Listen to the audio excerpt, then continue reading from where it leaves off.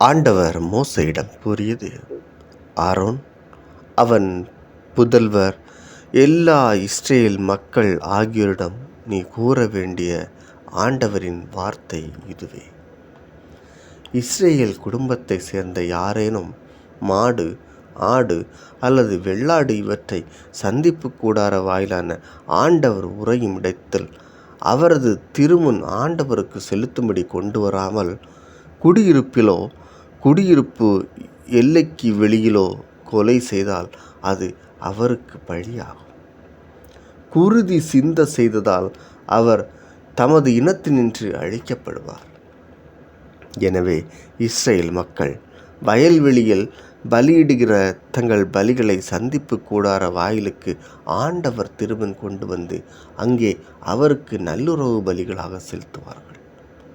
அங்கு குரு அந்த இரத்தத்தை சந்திப்பு கூடார வாயிலில் இருக்கும் ஆண்டவரின் பலிபீடத்தின் மேல் தெளித்து கொழுப்பை ஆண்டவருக்கு உகந்த நறுமணமாக எரிப்பார். அவர்கள் கள்ளத்தனமாய் பின்பற்றி வந்த பேய்களுக்கு இனி தங்கள் பலிகளை செலுத்தக்கூடாது. இது அவர்களுக்கு என்றுமுள்ள நியமமாகும்.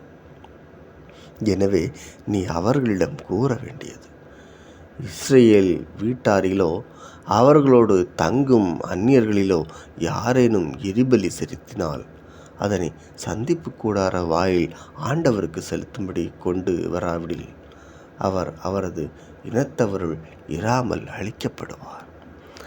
இஸ்ரேல் குடும்பத்தாரிலும் உங்கள் நடுவே தங்கும் அந்நியரிலும் ஒருவர் குருதியை அருந்தினால், குருதி அருந்தியவருக்கு எதிராக நான் என் முகத்தை திருப்பி அந்த மக்களிடையே அவர் இராதபடி அழிப்பேன். உடலின் உயிர் குருதியில் உள்ளது. அதனை நான் உங்களுக்காக பலிபீடத்தின் மேல் உங்கள் உயிருக்கென பாவக்கெழுவாய் செய்யும்படி ஆணையிட்டேன். ஏனெனில் அது உயிருக்கான பாவக்கெழுவாய் நிறைவேற்றும் குருதி. எனவேதான் இஸ்ரேல் மக்களுக்கு சொன்னேன், உங்களில் ஒருவரும் குருதியை அருந்த வேண்டாம், உங்களிடையே தங்கும் அந்நியரும் அருந்த வேண்டாம். இஸ்ரேல் மக்களிலோ உங்களிடையே தங்கும் அந்நியரிலோ ஒருவர் உண்ணத்தக்க ஒரு விலங்கை அல்லது பறவையை வேட்டையாடி பிடித்தால் அவர் அதன் குருதியை தரையில் சிந்திவிட்டு மண்ணால் மூட வேண்டும்.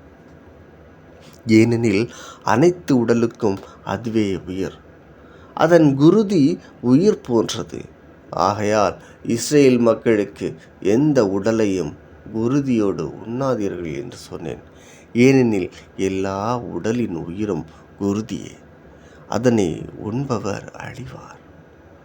குடிமக்களிலும் அந்நியரிலும் செத்த உடலை அல்லது பீறி கிழிக்கப்பட்டதை உண்பவர் தம் உடைகளை துவைத்து தண்ணீரில் மூழ்குவார்.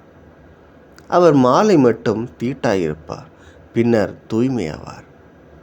அவர் தம் உடைகளை துவைக்காமலும் தம் உடலை கழுவாமலும் இருந்தால் தம் குற்றத்தை தாமே சுமப்பார்.